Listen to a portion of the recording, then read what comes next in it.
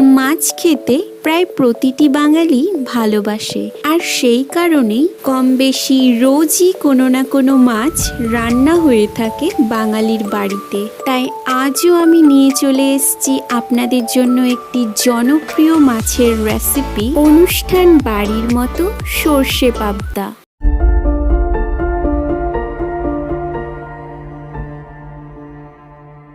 সর্ষে পাবদা তৈরি করতে প্রথমেই আমি নিয়ে নিচ্ছি 4 থেকে 5টা মতন পাবদা মাছ। অন্যদিকে রান্নার জন্য যে সর্ষে পোস্তর পেস্ট লাগবে তা আমি তৈরি করে নেব। তার জন্য নিয়ে নিচ্ছি 4 চা চামচ কালো সর্ষে, 3 চা চামচ পোস্ত, 2 চা চামচ সাদা সর্ষে, 6 থেকে 7টা মতন কাঁচা লঙ্কা, 1.5 চা চামচ নুন, আরও নিয়ে নিচ্ছি 2 চা চামচ সর্ষের তেল এবং সামান্য কিছুটা জল। সমস্তটা গুলে একটা স্মুথ পেস্ট তৈরি করে নেবার পর অন্যদিকে মাছগুলোতে দিয়ে দিচ্ছি পরিমাণ মতো নুন, হলুদ এবং কাঁচা সর্ষের তেল। সবকিছু দিয়ে মাছগুলোকে ভালোভাবে মেখে নেবার পর অন্যদিকে আরেকটি কড়াইয়ে নিয়ে নিচ্ছি সামান্য কিছুটা সর্ষের তেল এবং তার মধ্যে দিয়ে দিচ্ছি সামান্য কিছুটা নুন। তেল গরম হয়ে এলে একে একে মেখে রাখা মাছগুলো দিয়ে দিচ্ছি।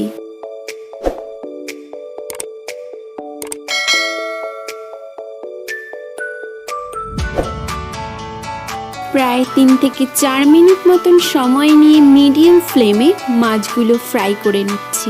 অন্যদিকে চলে যাচ্ছি মেন রান্নায়। নিয়ে নিচ্ছি 4 টেবিল চামচ মতন সর্ষের তেল, তার মধ্যে দিয়ে দিচ্ছি 1.5 চা চামচ কালো জিরে এবং 2 চা চামচ মতন আদা কুচি। একটু নেড়ে চেড়ে নেবার পর এর মধ্যে আমি দিয়ে দিচ্ছি 1.5 চা চামচ হলুদ গুঁড়ো, 1.5 চা চামচ শুকনো লঙ্কার গুঁড়ো এবং টমেটো পিউরি। আরও দিয়ে দিচ্ছি স্বাদ মতো নুন।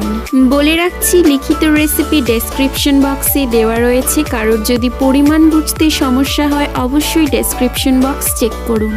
প্রায় 3 থেকে 4 মিনিট মতন সময় নিয়ে মিডিয়াম ফ্লেমে মশলাটি ভালোভাবে কষে নেবার পর দিয়ে দিচ্ছি তৈরি করে রাখা পেস্ট। আবারও 1 মিনিট মতন একটু নেড়ে চেড়ে নেবার পর দিয়ে দিচ্ছি 1 চা চামচ মতন চিনি। আমি এখানে চিনি ব্যবহার করছি স্বাদটাকে ব্যালেন্স রাখার জন্য, আপনারা চাইলে স্কিপ করতে পারেন। এবং দিয়ে দিচ্ছি পরিমাণ মতন জল। জল দিয়ে একটু নেড়ে চেড়ে নেবার পর দিয়ে দিচ্ছি ভেজে রাখা মাছগুলো।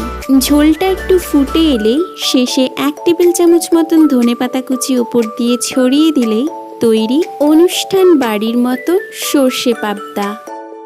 ভিডিওটি ভালো লাগলে অবশ্যই একটি লাইক করে দেবেন এবং এরকমই নতুন নতুন রেসিপি পেতে আমাদের চ্যানেলটিকে সাবস্ক্রাইব করে দেবেন। ধন্যবাদ।